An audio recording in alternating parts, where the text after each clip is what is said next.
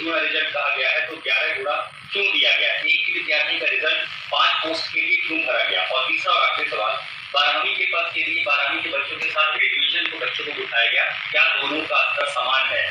Normalisation में 15-20 number किस प्रक्रिया के तहत बढ़ाया घटाया जाता है? अगर आप छात्रों के सवाल जवाब दे सकता है तो उन्हें फायदा हो। आपने सारे प्रश्न पूछे, सारे के सारे महत्वपूर्ण प्रश्न हैं। मैं इन सारे प्रश्नों को एक एक करके लेता हूँ। सबसे पहले लेवल 1 में 2 स्टेज एग्जाम क्यों? 1,25,00,000 के आसपास स्टूडेंट्स ने अप्लाई किया है। इतनी बड़ी संख्या में देश भर में अगर रिक्रूटमेंट करना है तो आपको एक लेवल के एग्जाम से, सिंगल एग्जाम से करना बहुत मुश्किल है। फिर भी हम इसको री एग्जामिन करेंगे। इतनी बड़ी संख्या में 1,25,00,000 कैंडिडेट्स अगर हो तो कैसे उनको एक साथ सेम तरीके से same level of hardness of question की, ये सब करना अति डिफिकल्ट है। आप सब इस प्रक्रिया से गुजर चुके हो, आप भी समझते होंगे। इसलिए इसके दो, एक प्रीलिम एग्जाम और उसके बाद में एक कंप्यूटर बेस्ड टेस्ट 2 इस तरह से करके किया गया। वो नोटिस में लिखा गया था कि अगर जरूरत पड़ी, अगर परिस्थिति हुई तो उसके 2 लेवल किए जाएंगे। पहला ये। दूसरा आपका प्रश्न कि 10+2 में ग्रेजुएट्स को कैसे अलाउ करें। देखिए, किसी भी एग्जाम में मिनिमम क्वालिफिकेशन का स्टैंडर्ड होता है, मैक्सिमम क्वालिफिकेशन का नहीं होता है कभी भी। ये कानूनन कॉन्स्टिट्यूशनल व्यवस्था में हम लोग काम कर रहे हैं।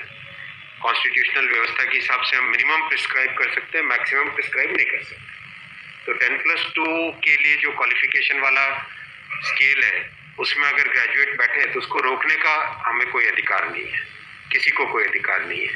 अगर कोई नया इसके बारे में कोई नया न्यायपालिका की तरफ से कोई चीज़ आती तो अलग बात है, लेकिन हमारे पास कोई अधिकार नहीं है इसका।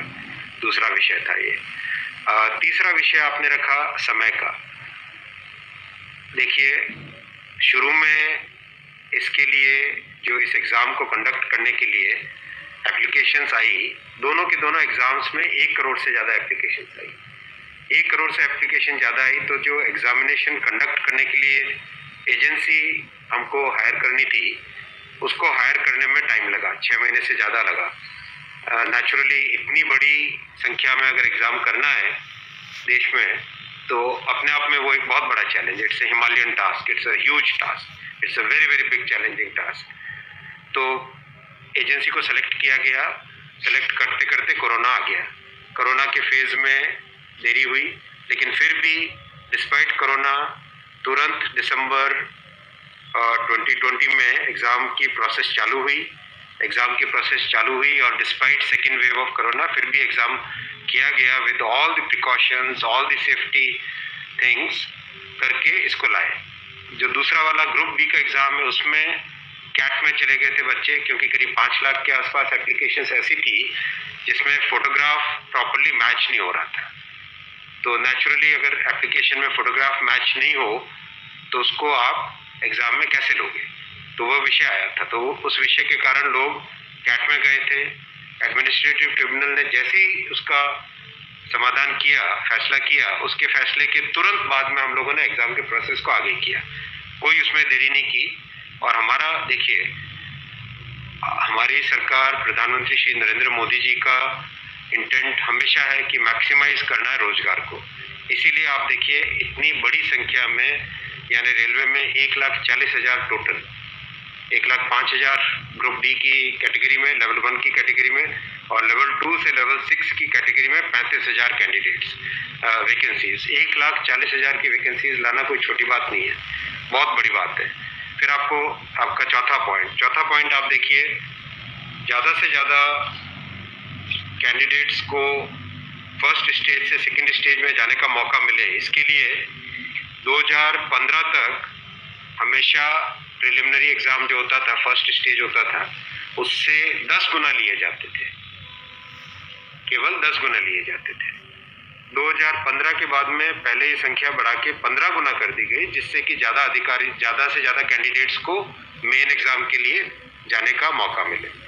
और 2019 में इस संख्या को 20 गुना किया गया, ताकि ज़्यादा से ज़्यादा लोगों को अवसर मिले, ज़्यादा से ज़्यादा लोगों, क्योंकि फर्स्ट स्टेज जो प्रिलिमिनरी एग्ज़ाम इतना बड़ा नंबर है कि उस नंबर में हो सकता है कुछ कुछ बाय चांस उस दिन तबीयत ठीक नहीं हो, कोई दूसरा कारण हो, समय पे पहुंच नहीं पाए, कोई भी कारण से मिस कर गया, तो मैक्सिमम लोगों को हमें चांस देने का इंटेंट है। इसी इंटेंट के कारण 20 गुना किया गया।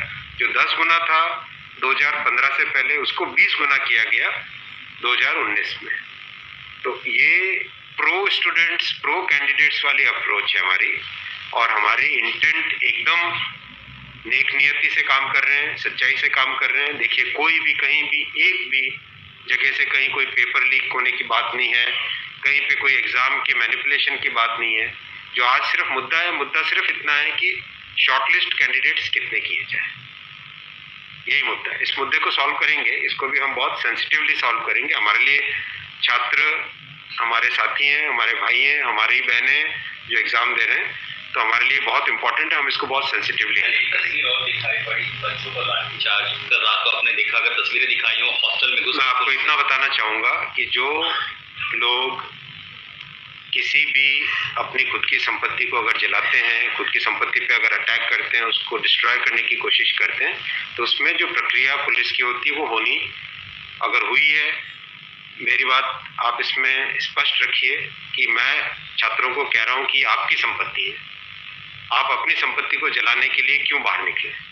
और हम आपकी बात को शुरू से सुन रहे हैं। जिस दिन आपने पहले पॉइंट रखा, उसी दिन हमने तुरंत इसका, जैसे ही दूसरे दिन ही मेरे नज़र में आ गई थी बात ये, और दूसरे दिन मैंने तुरंत सारा ये टेबल मंगवाया कि आप मुझे एग्जैक्ट बताओ हर एक लेवल पे क्या वैकेंसी है, और हर एक लेवल पे एग्जैक्ट, जैसे लेवल 2 पे 5663, उसकी जगह 1,13,000, कितने गुने? 20 गुने।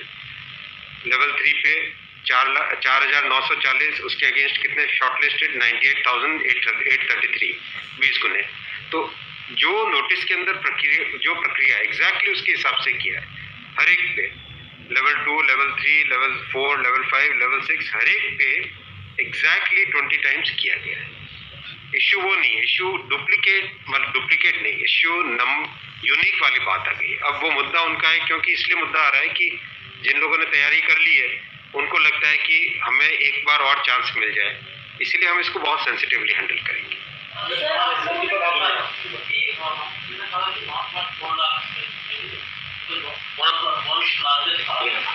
As of now, how many recruitment has happened and by when all these things will be done? Because it was announced. यही तो रिक्रूटमेंट चल रहा है। देखो, इतना मैसिव, मैं आपको पूछूं कि वर्ल्ड का सबसे बड़ा एग्जाम कौन सा है? वर्ल्ड का अगर या इंडिया का भी अगर बड़े एग्जाम्स देखें, तो बड़े एग्जाम्स में जेई बहुत बड़ा एग्जाम होता है, सिविल सर्विसेज बहुत बड़ा एग्जाम होता है, स्टाफ सिलेक्शन कमीशन का बहुत बड़ा एग्जाम। इन सब एग्जाम्स में एप्लीकेशंस की संख्या होती है 5 से 7 लाख, 8 लाख, 10 लाख। यहाँ 1 करोड़ एप्लीकेशन है। आप ये तो देखिए ना कि कठिन कितना है। 1 करोड़ एप्लीकेशन, 1.25 करोड़ एप्लीकेशन, 1 करोड़ 25 लाख, 1 करोड़ 35 लाख, उसमें समय लगता है। But this is something government was aware in a country where there is so much of unemployment and there will be vacancy like this. इसीलिए तो टाइम तो इतना लगेगा ही। अगर आपको इस एग्जाम को ढंग से करना है, इतना टाइम लगेगा, चाहे कोई करे। और उसके बाद भी आज देखा कि गया से आगजनी की तस्वीरें आ रही हैं। क्या ये कन्वे नहीं हो पा रहा है? कहाँ पर ये लैक ऑफ कम्युनिकेशन आपको लग रहा है, या मैटर पॉलिटिसाइज हो चुका है?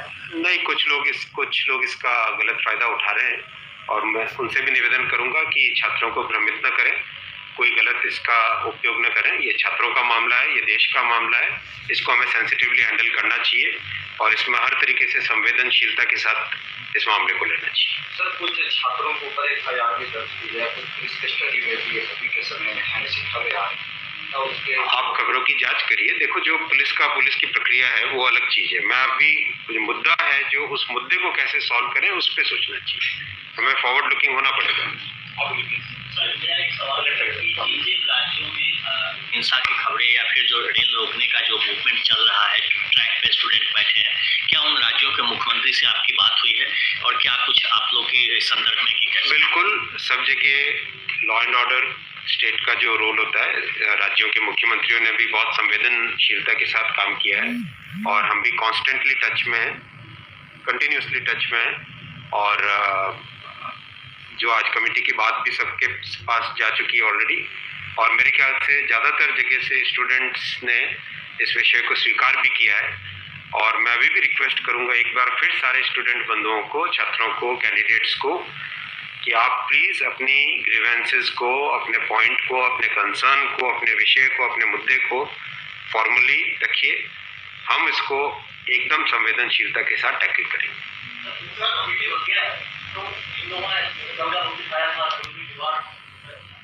Will that also be considered because they did not know that this is going to happen? नहीं, देखो, कमेटी एक बहुत ही सीनियर ऑफिसर्स की है और ये कमेटी हर चीज़ को, जितने भी मुद्दे इसमें आएंगे और हर एक मुद्दे को जल्दी से जल्दी, इस पर कमेटी का टाइम लिमिट भी दिया। कितना टाइम दिया हमने? टाइम लिमिट टोटल 4 मार्च तक। जो कमेटी की रिपोर्ट आने का क्या मतलब, जल्दी से जल्दी हमारा एम है कि इस मुद्दे को बिल्कुल भी डिले ना करके जल्दी से जल्दी सॉल्व करें। 16/2 तक सारे के सारे कैंडिडेट्स अपने कंसर्न सबमिट कर सकते हैं। 3 वीक्स टाइम दिया। I think that's a reasonable time. इससे ज़्यादा टाइम देने की ज़रूरत नहीं है। और कमेटी अपना सारे कंसर्न्स को एग्जामिन करके रिकमेंडेशंस देने का टाइम 4 मार्च दिया है। तो कोशिश करेंगे उससे पहले अगर हो जाए, 4 मार्च से भी पहले अगर हो जाए।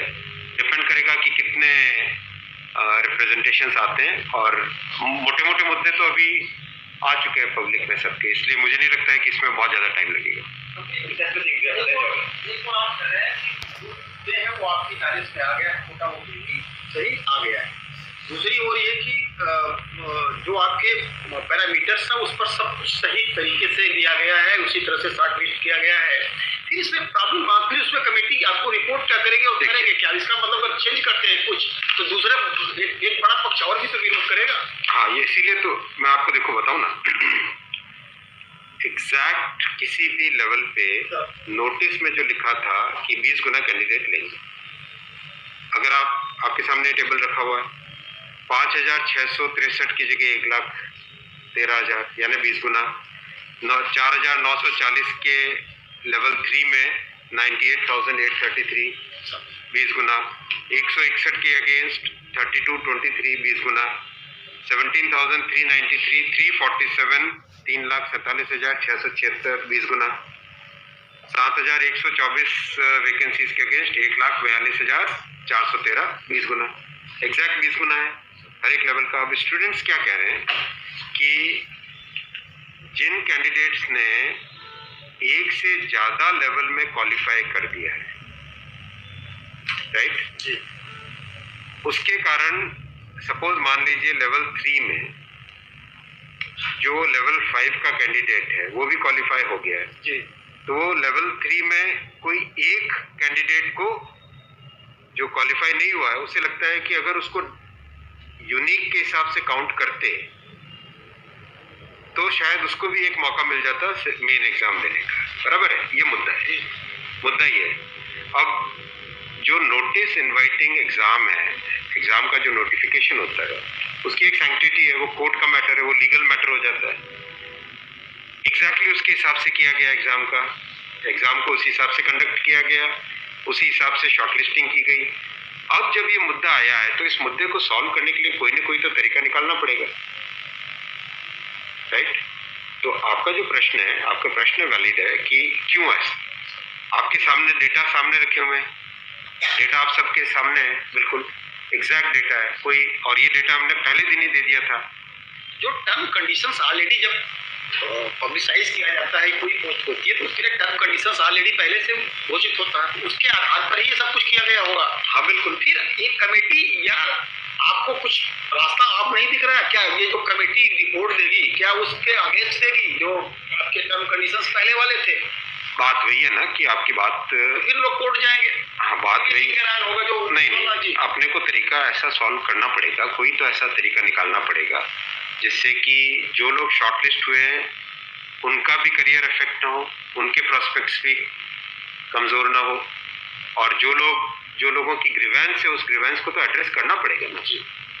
छात्रों का मुद्दा है और लोगों ने अगर ग्रीवेंस रेज की है तो हमारी ड्यूटी है कि उसको हमें एड्रेस तो करना पड़ेगा। लेकिन आप देख रहे हैं आपके सामने ये टेबल है, एग्जैक्ट हर एक लेवल पे 20 टाइम्स है एग्जैक्ट। ये आप टेबल आप सब लोग देख लीजिए। और ये हमने जैसे ही शॉर्टलिस्टिंग हुई, कुछ लोगों ने मुद्दा उठाया, तुरंत आरआरबीज ने, मैंने आरआरबीज को क्लियर बोला था कि ये एग्ज़ाम हमारी तरफ से एकदम ट्रांसपेरेंटली होना चाहिए और हर जगह एग्जैक्ट ये सब नंबर्स रखे गए। एक सवाल अगर आपके कंप्यूटर धन्यवाद। ठीक है।